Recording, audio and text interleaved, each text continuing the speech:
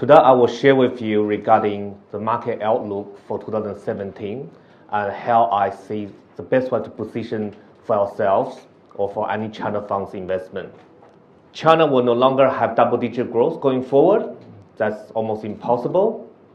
And most investors, particularly foreign investors, worry about the usual things such as hard landing of China's GDP, property bubble, NPL problem, etc.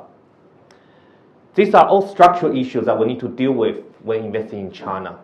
And looking at this chart, growth will remain at about mid to high single digits, but it won't reach the double digits that China used to experience. But we don't believe that China will experience a hard landing over the next couple of years either. We believe that one of the most integral part of China investment opportunities come from the continued integration of the capital market of China with the rest of the world. The Shenzhen Hong Kong Stock Connect program is much more than just a continuation or expansion of the Shanghai Hong Kong Stock Connect program. What's more important is that the benefit is more profound on the Hong Kong side, i.e. for the southbound flow rather than for the northbound flow in the short term because of valuation, because of opportunities. I will talk a little bit more about that later. But what will happen after that? In 2017, we expect that the MSCI's inclusion of China A-shares will make more concrete inroad.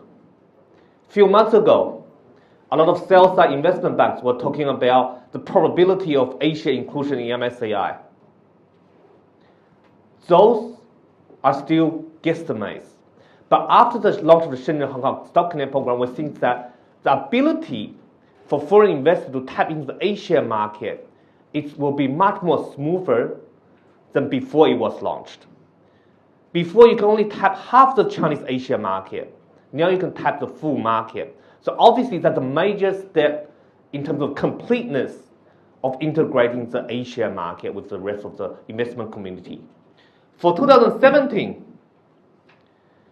we believe that macro volatility will be less than in 2016. At least we're not going to have Brexit next year. That's a done thing already. It's more about implementation.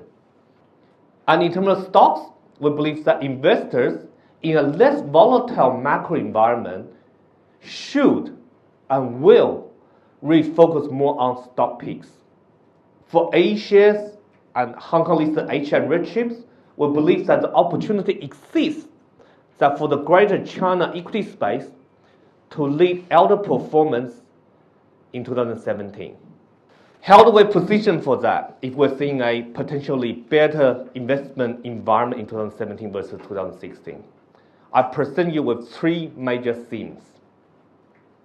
The first theme is that we're looking for Chinese companies with global reach.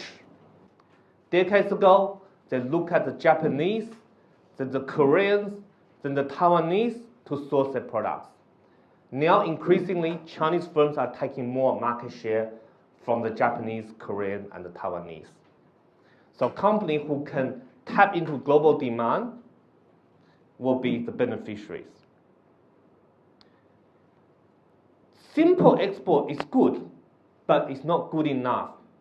We look for companies that has global tier 1 blue chip type of customers. The next theme, the service sector. Now, just let me give you some background rationale. First of all, China's service sector or tertiary industry contribution to GDP, like I said earlier, is now more than 50% since the year 2012. But that's still a lot less compared to most of the developed countries, or even some developing countries like Russia, India. They have higher tertiary industry contributions than ours. So the room for growth is still there. The service sector will grow at a much faster rate compared to the overall Chinese GDP. Sentiment towards the China property sector is poor. What I'm about to tell you is what I call a contrarian opportunity. And by definition, because it's contrarian, 90% people probably won't agree with me. Chinese developers has experienced very strong sales over the past 18 months.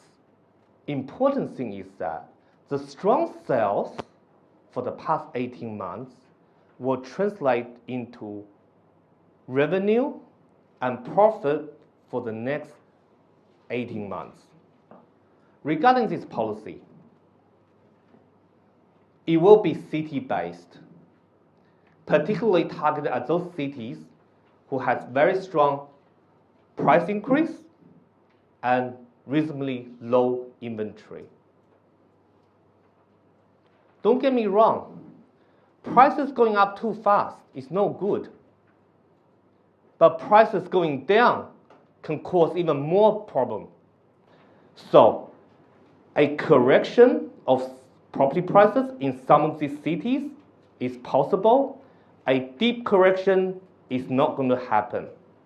So we think that in many of these cities, property prices will stabilize rather than go down substantially.